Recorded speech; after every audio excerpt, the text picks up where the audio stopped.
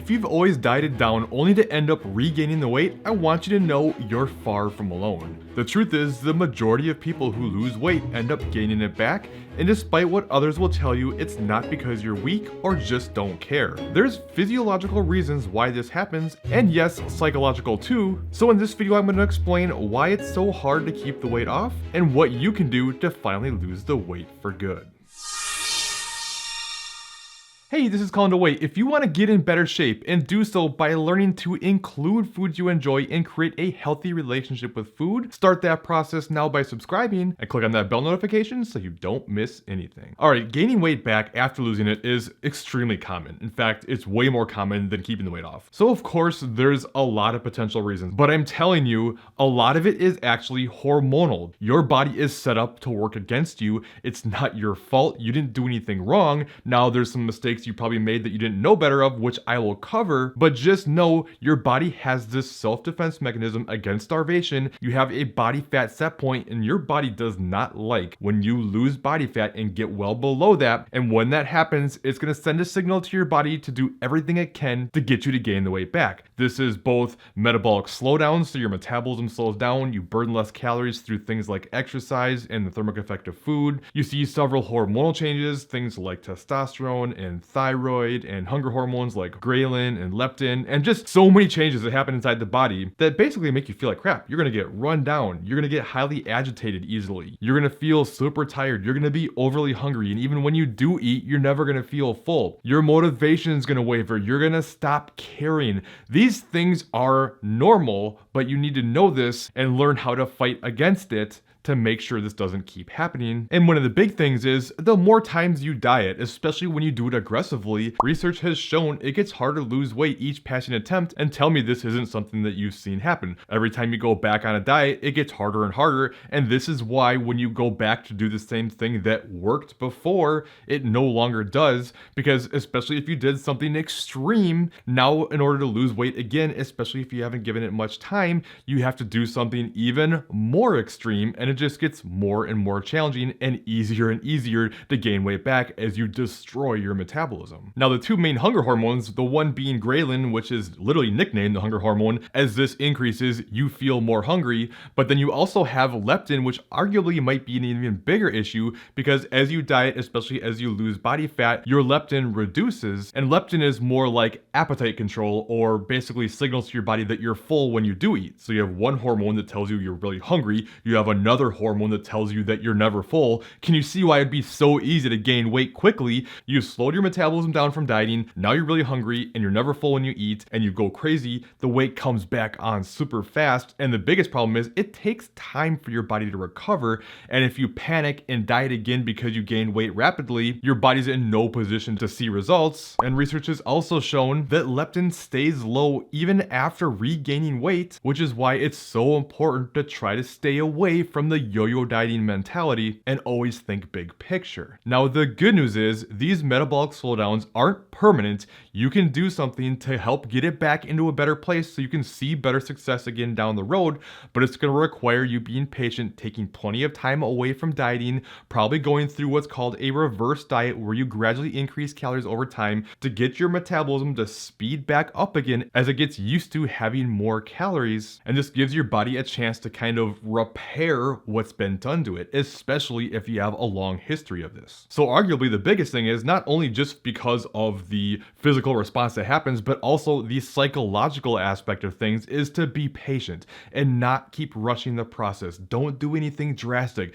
Definitely don't starve yourself trying to get there faster. I mean, really think about it. Like, have you ever even heard of anybody who completely starved themselves and went on some sort of quick fix, lost all the weight they wanted to, and then maintained it for the rest of their life? I mean, I'm sure there probably is some rare cases out there. I don't know this person. I don't know if you do, but in order to lose weight and keep it off, it has to be a lifestyle. You have to get away from this all or nothing mentality. You have to stop looking at foods as either good or bad. You need to learn how to start including foods you actually enjoy into your diet, understanding you can't completely flip your entire life around 180 and just never see friends again and never go out and never have any fun. There's no way that's gonna last, and it's not even necessary. You can absolutely include foods you enjoy into your diet and still see results. You just need to account for that and keep it in moderation instead of feeling like, well, this food is bad, which for the record, food does not have morality. So instead of having a couple cookies and thinking that you just ruined everything and what's the point, I might as well eat anything and everything now, what if you just had a couple of cookies and were okay with it and just moved on? I promise it's not that serious, so please slow down. Don't put so much pressure on needing to get there as fast as possible, placing so much pressure on your body image, on your body weight, all these things that honestly nobody else even cares about at all. And I don't mean that negatively towards you. I mean, literally, people just don't care about what anybody else looks like, and you don't care what anyone else looks like either, but we all get so worried about what everyone else thinks, and at the end of the day, it just doesn't matter. It's not what makes you who you are. It's not what's important. I want you to be happy, and I promise you're never gonna be happy if you place all your self-worth and so much pressure on how you look. Doesn't mean we shouldn't try to get in better shape. Health absolutely matters, but we have to learn to enjoy life and food because it's a big part of it, and just ignore all the other noise. Ignore the people who are doing the quick fixes and seeing fast results while you're playing the long game. I promise 3 years down the road, if you do this, you're gonna be where you wanna be and they're gonna have gained all the weight back. So please give yourself a break. Another thing I want you to do is stop placing expectations on anything. Don't do this. I'm telling you, we all want to know how long it's going to take, what we should expect. But the problem is life almost never goes according to plan, right? When does that ever happen? And oftentimes the expectations we place on this process are unrealistic to begin with. And even if they weren't, just because it didn't go according to that doesn't mean that there's something wrong, that it's not worth the effort. I truly believe that happiness is the difference between expectations and what you get. So if you just have no expectations and take whatever you get and be happy with that, you're gonna be happy with the progress you make. If you place these huge expectations on how things are supposed to go and the results aren't living up to those expectations, well, now you feel like there's something wrong, like you're failing, you get down mentally, you start feeling like, what's the point? So be very careful with that. And instead, just focus on the process itself. Executing the plan. You really need to stop making this stuff optional if you want to make it a long-term lasting thing. You probably oftentimes feel like, well, how come I'm so disciplined in other areas of my life? Why is it that I'm so disciplined with my business or my job and I can always do whatever's necessary there, but when it comes to my fitness, I don't have the willpower for that. I don't get it. Well, it's because you don't think you have an option with your job. You have to do that, so you do it. You look at your fitness and your health goals as something optional, something that you would like to have happen, but you don't have to do it. And if you don't have to do it, it's not going to happen. I think it was Tony Robbins who said, when your shoulds become a must, that's when you see success. So make the commitment to yourself. No, scratch that. Make the promise to yourself that you will keep going and you won't give up no matter what. You're going to hold yourself accountable. And whether you're seeing the results you like or not, you're going to keep going. You can't only base it on results. And the problem with that is even if you do get where you want to be, that means that the result is going to stop. And you're just so motivated by results, which I get it, but you can't keep seeing results forever, especially when it comes to fat loss. If you just lost fat forever, you would literally die. So you need to be able to show up and do the work regardless of the result you're getting. And this is why you need structure. You need to create the routine and you need to focus on the habits and rituals you put in place and not up here. This is the big thing. This is the thing that absolutely kills you.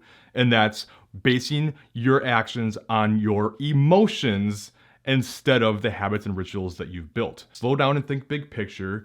Don't diet for every single event you ever have in your life. There's always something, whether it's an anniversary or a wedding or the summer's coming up or you're going on a vacation or there's a reunion, there's always something. But if you keep dieting for each one of these things, you're just gonna wreck your metabolism and make it harder and harder. So that's why I keep repeating, I apologize for that, but it's gotta be a lifestyle. Now with all that said, I sometimes think people get confused between the difference of reverse dieting and yo-yo dieting, because if you reverse, you're probably gonna gain some weight too, only to end up losing it later, and it gets very confusing. So I want you to check out this top video next to see the difference and how reverse dieting puts you in so much better of a place and why yo-yo dieting keeps you stuck and only getting fatter. And I'll see you in that other video.